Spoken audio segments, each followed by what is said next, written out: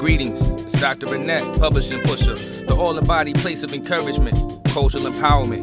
Weekly, she'll engage conversations with entrepreneurs and creators.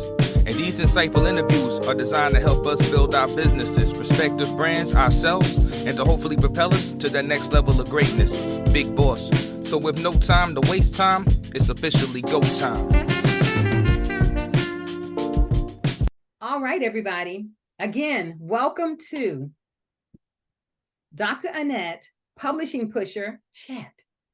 I'm excited today to have a wonderful person with us who I've had the opportunity to interview in one of our prior seasons. So as you listen today, go back also to hear the interview that we did a few years back.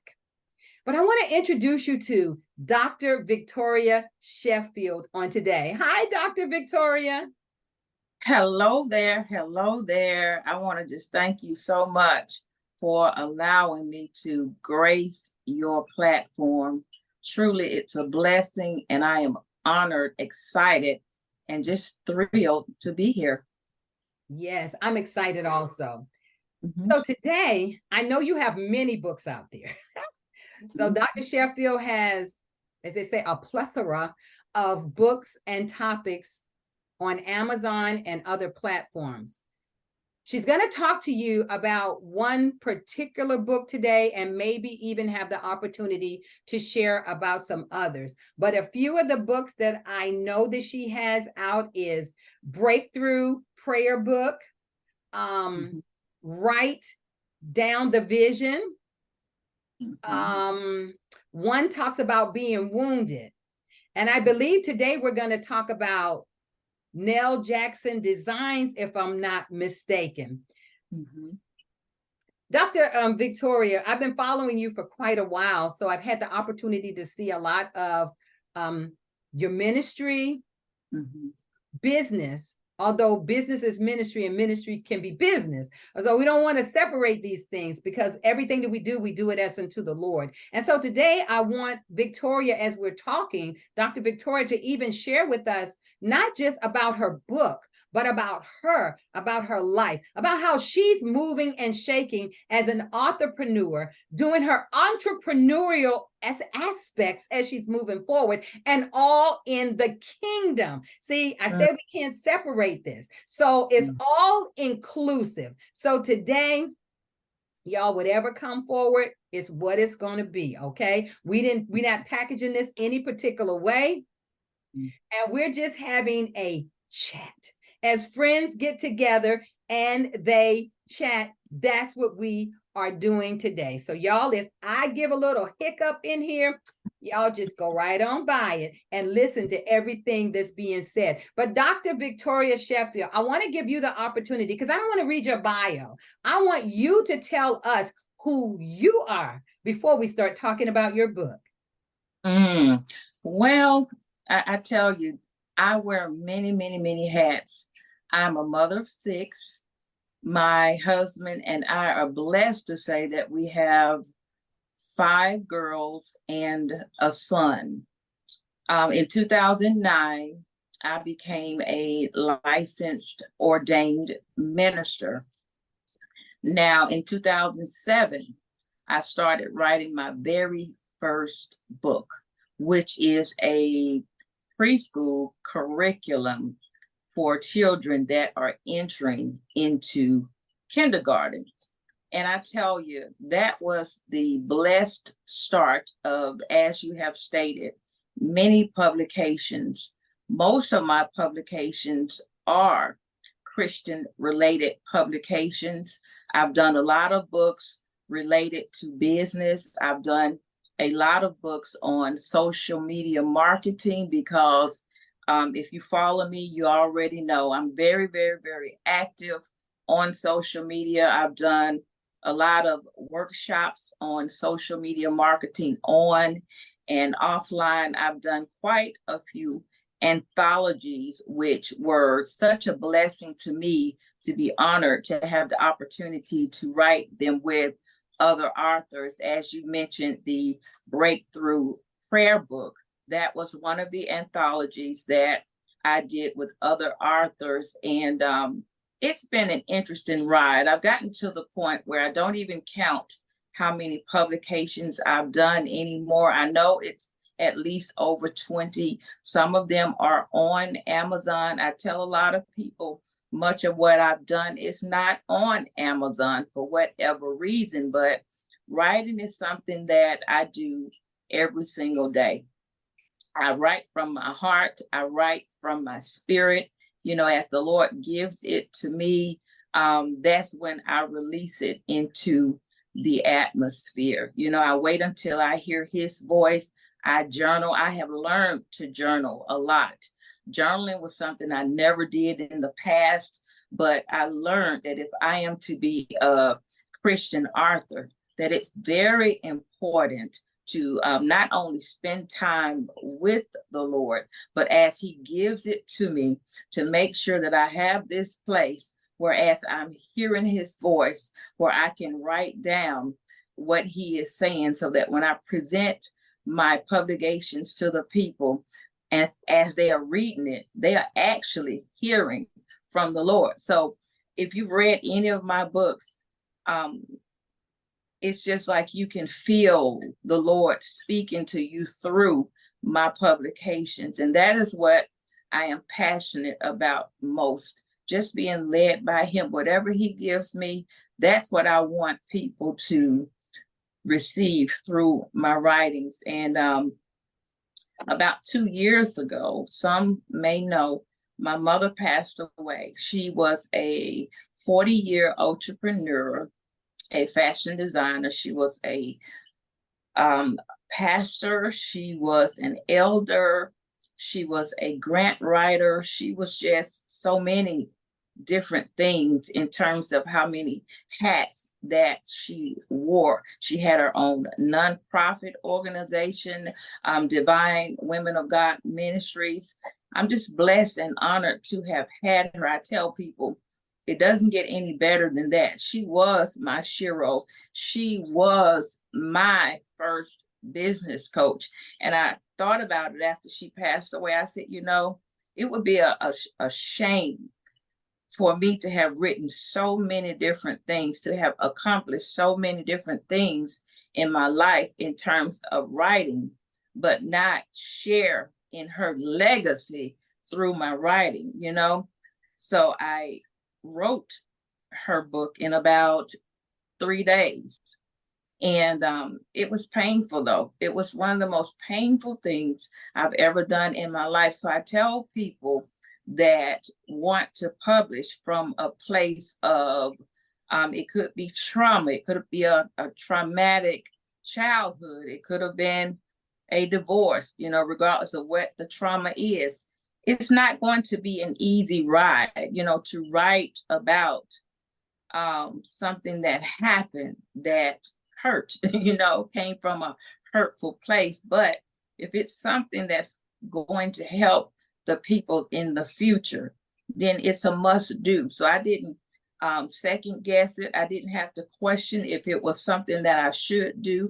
I knew that this was something that I wanted my grandchildren and even my great grandchildren to read. She was just amazing. And I'm sure that I am who I am because of her. I wanted people to know that it doesn't matter where you come from, because part of her story is she came basically from the country. She came out of nothing. She had nothing. My mother was a sharecropper, basically, you know, where, you know, you pick the cottons and you pick vegetables and things like that. That's all of the work that they had available to them down in South Georgia. And she married early. My father and her married early when he was 18, and she's 2 years younger. So she was 16 years old when they married, and left down in South Georgia and moved up here to Atlanta. She had nothing. She knew anyone. She didn't even know how to drive. She didn't even have a driver's license. And she called my grandmother and she goes, "Mom," she said, "I just can't find a job." She said, "I don't know what to do." And my grandmother said to her, I'm trying not to give too much of it, but I really want to share this. But my beautiful grandmother said to her, if you don't have a job, she said, make a job. I started to actually title a book that after my beautiful late grandmother. That would have been a great title. That would have been Yes, a great title also. yes. But let me ask you something before you go forward. So, Uh-huh. you know, your great grandma tells her, make a job. My grandmother. Yeah, your grandmother. Your Yeah, grandmother tells her to make a job. make a job. Make a job. So how have you made jobs? Like, oh goodness. Have people just offered you everything, or have you had to step out and make a job? I have had to do both. Let me just say this. Because I had the dynamic mother that I did, I had a mother that nurtured our gifts. If my mother saw that we had an interest in something, for example, if she saw that we had an interest in painting, she would go to the store and buy a paint. She would buy books on it. I mean, you name it. She nurtured our gifts. All right. So I had that side of it, but then I also had another side of it where one day I did get grown, and just like anybody else. And I had a beautiful mother like that, but then I had to learn how to take what she had given me and fly. So, oh my goodness, I love to cook. So I actually used to like to, and I know we're not making this about you, but I used to love to watch you cook because I love to cook as well. So I have made money baking for people when my children were little. I baked cakes for people. A lot of people don't know that I did catering on the side. I would do it now if the money's right. Okay. So I love to make flowers. I love to floral design. If a person is getting married, okay. I have done entire weddings, but a lot of people don't know that because I do not promote a lot of what I do on social media. So I tell people this right here. Money is all over the place, all right? It's all over the place. Truly and surely we cannot do everything, you know what I mean? But once we really tap into who we are and what our purpose is, and how do we do that? By praying and asking the Lord to show us who we are, why are we here, what's our purpose. Once we do that, the resources are there. We just have to trust, we have to follow his lead, and we have to take that and we have to run with it. It's our choice what we decide to do with what has been given to us. And that's what my mother did. She sold as a little girl. All right. So here she is in Atlanta without a job. And they ended up joining a church here in Atlanta. And people started seeing her ability, her gift. All right. So that's another thing. If people don't see who we are, a lot of people are so afraid to market, to do a live video. But if people are not able to see our gifts, how can they support our gifts? So she started making herself these dresses, wear them to church. And the rest, Dr. Annette, is history. This was a lady, I don't ever remember once she started sewing, all right? Once she tapped into her gifts, with that push that was given to her through her mother. As a little girl, all I remember storefront boutiques. I remember clients seemed like they were just everywhere. She stayed busy. That was her life. I was brought up at fashion shows like all the time. That was basically our life. Me, my sister, mostly because we were the oldest too. She's older than myself. We helped her a lot with that fashion business. So that's the reason why we both know how to sew. And then, of course, she later on got a degree from Morris Brown here in Atlanta in fashion herself. But my mother's motto is this, Dr. Annette. Her motto is turning visions into reality. And interesting enough, my motto is, where a lot of people are able to see, is manifesting vision. All right. Manifesting vision. And I tell people the sky is your limit. It's your limit, but you've got to be willing to turn that vision after you have realized who you are into reality. All right. So this is much of what that book is about. It's basically the untold story of Nell Jackson Designs. It's a tap and a glimpse into her legacy. There's just a beautiful message there in the book that lets people know pretty much what I've already said. It doesn't matter where our start is, but what matters. It sounds like a movie. Oh my God. It really sounds like a movie that I enjoy. Real life. Yeah. True life things that have happened to people. I always want to know how people moved from A to Z. How did me. Everybody has a beginning, but how did you get from way over there to here? You are so right, because some people's stories look easy, but this is why it's so important to tell these stories, tell them so the people will know, what, I'm here, but just because I'm here doesn't mean I have to stay here. Because if Dr. Annette started somewhere, and if Dr. Victoria started somewhere and they're here now, then so we can basically do the same thing, because so many people are discouraged these days. So I think stories, I'm like you, are just an amazing thing. I love to watch the true stories that come on TV. I'm like, wow, okay.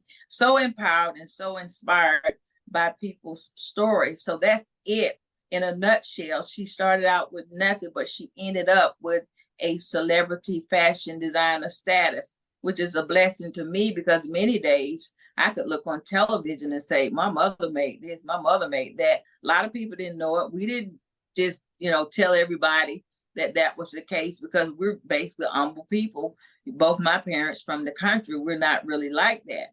But it's just a blessing to know that with hard work, with faith, and just trusting in the vision that God have given us, that we can do mighty and great things before we leave this earth, if we really tap into who we really are. And we've got to see ourselves already there. We've got to, and that's just it. So I'm just grateful and blessed to have had the opportunity to write and to share her story, so that my family can understand where she came from, as well as other people outside of the family as well. So let me say to everyone listening, Nell Jackson's Designs, a story to be read, a story for you to delve into. So let me ask you this question, because I'm sure as a child, as a young adult, you're watching your mom and how she's going through different things that she's doing. So here's a question, because, we really want to talk about the business aspect as we are dialoguing. But most people have some type of budget challenges when they get started with a project. So you have to learn, or you have to know some things. So that means we have to learn some things. So say, for instance, you're in the midst of what you're doing and you have some extra funds. You have some extra funds that you can use. Would you use those funds for more development, manufacture something more, to market, or something entirely different? If you had some funds, which direction do you think you would utilize those funds for your project? Okay. Do you mean like a specific project, or basically just in general? If you have a project and you want to equate it to the project, that will make it probably a little easier for people to see. But if not, and you can just tell us why you would choose which area, so you can look at development, manufacturing, marketing, or even something else. Okay. Let me just say this. I'm really big on education. Huge on that. Really, really big on investing. Every time I have ever gotten a lump sum of money, I have almost always, and this resonates very true, Dr. Annette, put my money back into my business in the sense that I invested into more products. I invested back into my brand. And part of me investing in my brand, this is true, is my wardrobe. But a lot of people don't really know that. You know, I put money into my wardrobe, not to be this big show, but it has something to do with my brand. I believe the more I am educated in certain areas, the more money I can make. All right. And so I think some of you may know, if you've kind of been following me here lately, I'm actually taking Spanish classes right now. Yeah. It's something I always wanted to do. Why? As a 21-year, and I'm trying not to get off the publishing thing, but as a 21-year Avon sales representative, there's a lot of money that I'm missing out of simply because of the huge Spanish community that is now here in Metro Atlanta. So part of me doing so is strategy. It's strategy. It's not just because Dr. Victoria wants to learn Spanish. No, it has to do with business with me. So I believe what you put into something is what you're gonna get out of something. I have a long list of financial to-dos, okay? In terms of working on projects, let me just say this.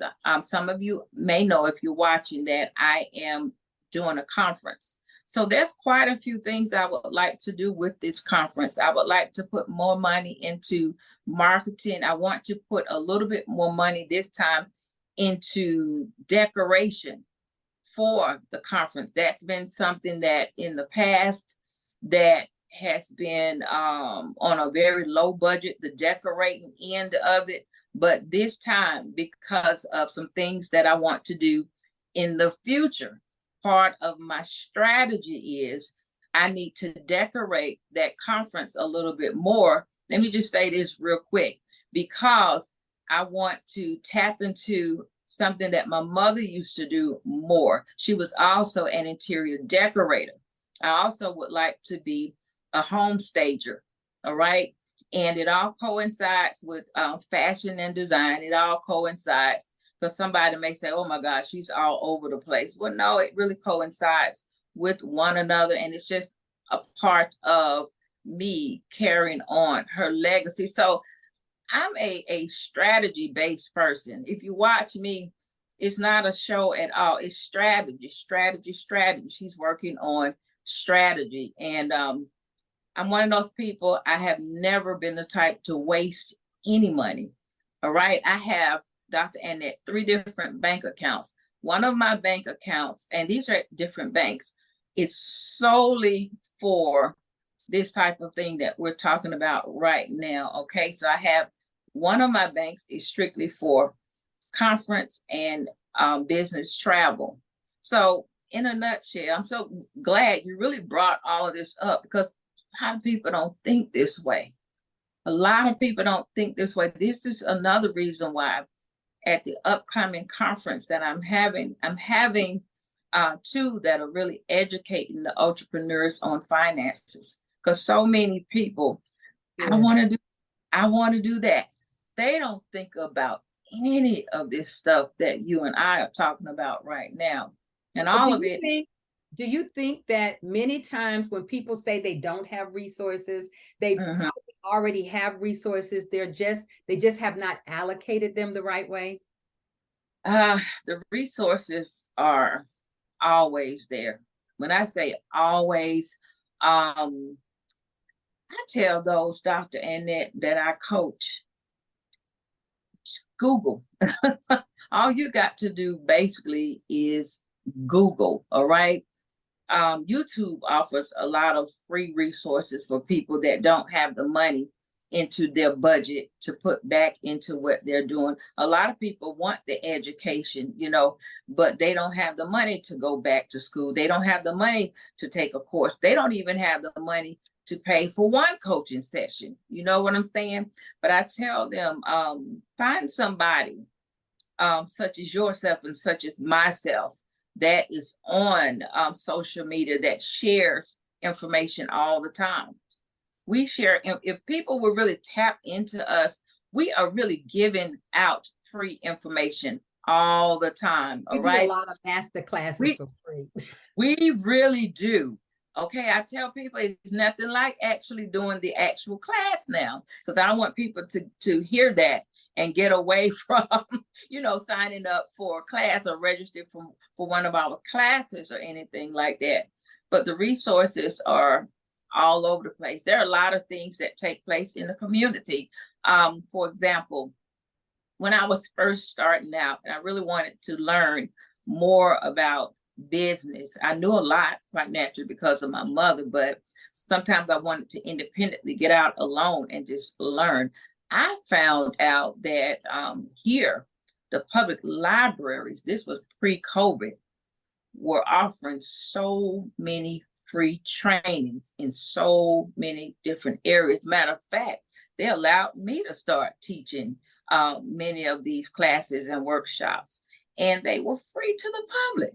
So we just have to learn how to take advantage and gravitate to what's there and not utilize the fact that we don't have a certain amount of funds in our budget as an excuse as to why we're not growing. And of course, a lot of my followers, they don't want to hear that, but I always tell them it's tough love, and I'm just giving it to you from a place that's right here in my heart, that's saying zero excuses. Zero excuses. A few years ago, I did a 7-day zero excuse campaign, and every day for 7 days, I wrote on social media excuses that some people make why they don't succeed. And then I also put the answer to the excuses that people make. And I say this because I have come from nothing to where I am now too. People don't know a whole lot of my story, all right? People don't know. And if I am where I am, anybody can make it. Anybody can write that first book. It just takes to not give up on it, to press your way through. I never forget that first book I did. I knew nothing about publishing. Like me, but we're going to get it done. The Lord said, you can do it. You can do it. Be like, okay, I'm going to get it done. That's it. I had no help, and I was so broke. Guess what? I couldn't pay a writing coach. I didn't even know about writing coaches back then, right? So all I had was research that I was able to do. Okay. I had the public library. I speak so highly about the public library because that is what I had to do. Okay. So I checked out books. I even purchased a secondhand book on publishing to help me do that first book. Okay. So the way is always there. So that's what I was saying.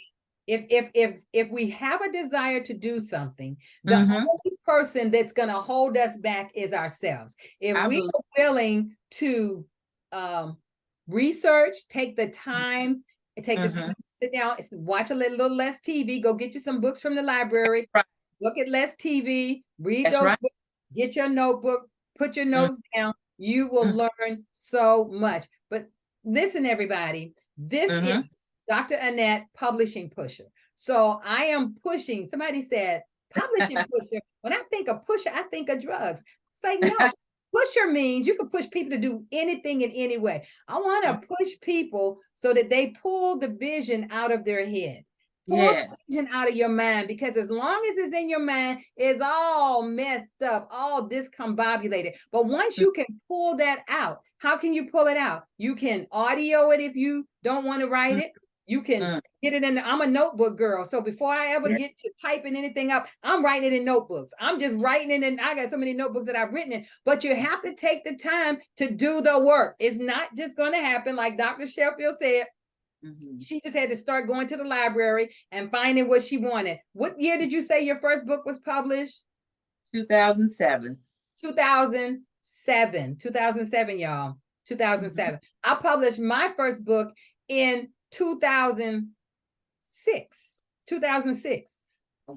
There wasn't all of this stuff that's on the internet. It was not on the internet. All of this stuff on YouTube, that stuff was not out there where you could just click one thing and write something in and all of that stuff appears. We had to just find whatever we had and trust that we would do the best that we could do. We didn't get it right. We didn't get it right, but we got it done. Sharon Shannon, the faith coach, says, done is better than perfect. Done is better than perfect. We got it done. We might have had to go back and relook at some things when we learned more things, but you got to get started. So Dr. Sheffield coming on today is telling you how she got started. Her example was her mom. Her example was her mom and her mom's story. And that story should resonate with us, that if you don't have it, and if nobody is opening it for you, open it for yourself. This good stuff, Dr. Sheffield. So listen, y'all, I just want you to know, when we do these podcasts, we just talking to each other. Nothing fancy, no fanfare. We just talking to each other because we have conversations with people all the time and we don't try to package it any particular way. We just talk about what's on the table at the moment. So Dr. Sheffield, as I said, you have done so many wonderful things. And as you said, some people might say, oh, she's all over the place, but that's okay. When you understand how the pieces come together to build the conglomeration that God has given you, then it all begins to make sense. So we've all muddled through for years saying, I did this, I don't see what that has to do with this. And one day God shows us how everything just comes full circle and all of those pieces are in place. So that's what Dr. Sheffield is talking about. That's what I talk about. We are living the dream, but we've done the work and we're doing the work. So Dr. Sheffield, as we begin to kind of come close to the end, we have about another 5 minutes. I want you to really take the time to share some, maybe two or three, however time that you have to do that, significant points that you believe your mother's book, the book that you wrote about your mother, can impact people. Because listen, everybody, I want you to go out and get Nell Jackson Designs. You don't have to be a designer to read this book. This is a real story. So I want you to give us some points that we can take away. And then I also want you to let people know where they can go to purchase the book.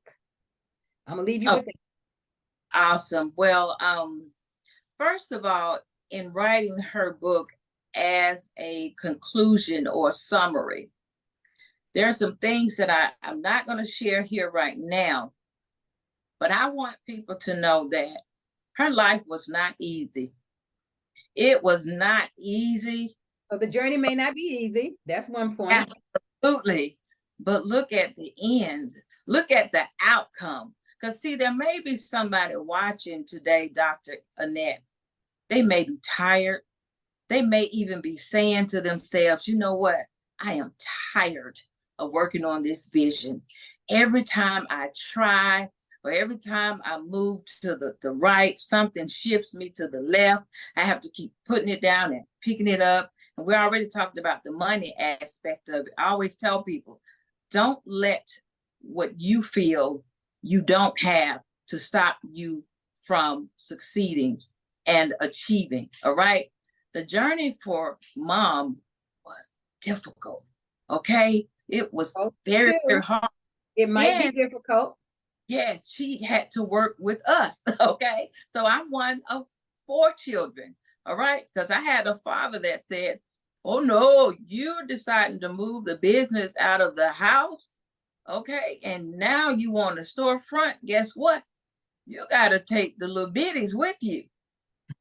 All right. It wasn't easy, even myself.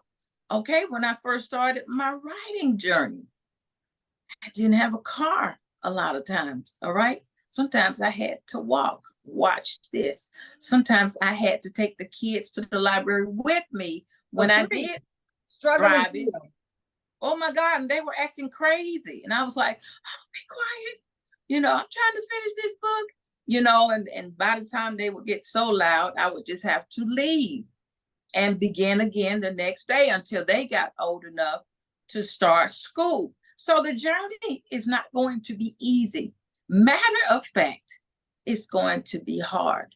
But if you keep on pushing and keep on pressing towards the mark, if you don't see your dime right now, y'all, I guarantee you that the Lord is going to bless you for your hard work. He's going to elevate you. He's going to give you exactly what it is that you deserve. All right? But you got to hang in there. You got to continue believing in the vision when there's no money there. You got to keep believing when you can't see your way through. You got to keep believing when they're talking about you. All right? You got to know what you know, and you got to want success enough to say, you know what? I'm not having a good day today, but I'm not going to give up on my dreams. We got to listen, y'all.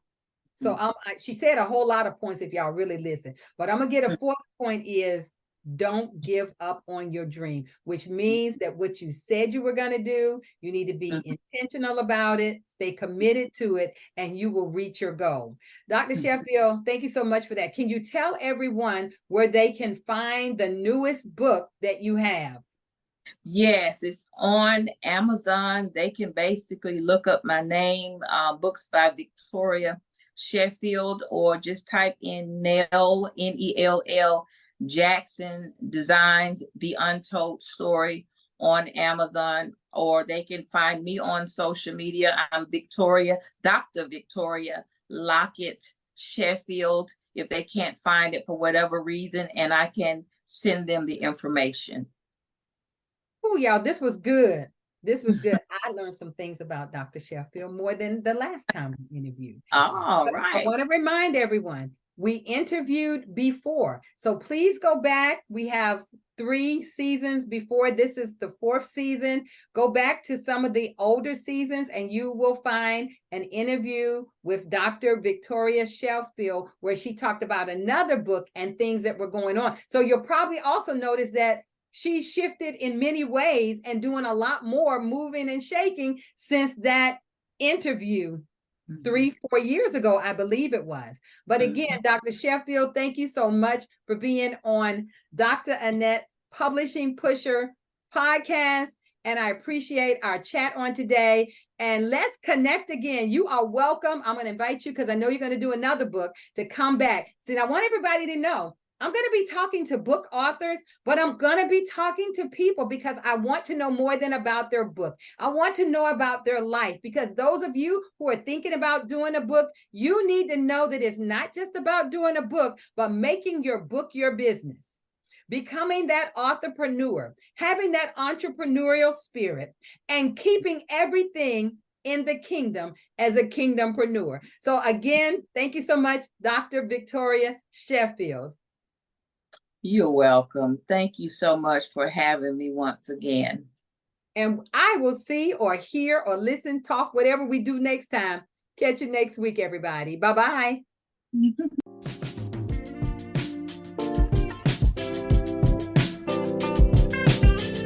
Thank you, everyone, for listening to Dr. Annette's Chat Podcast, brought to you by Annette Publishing. Be sure to stay tuned in for future conversations and engagements.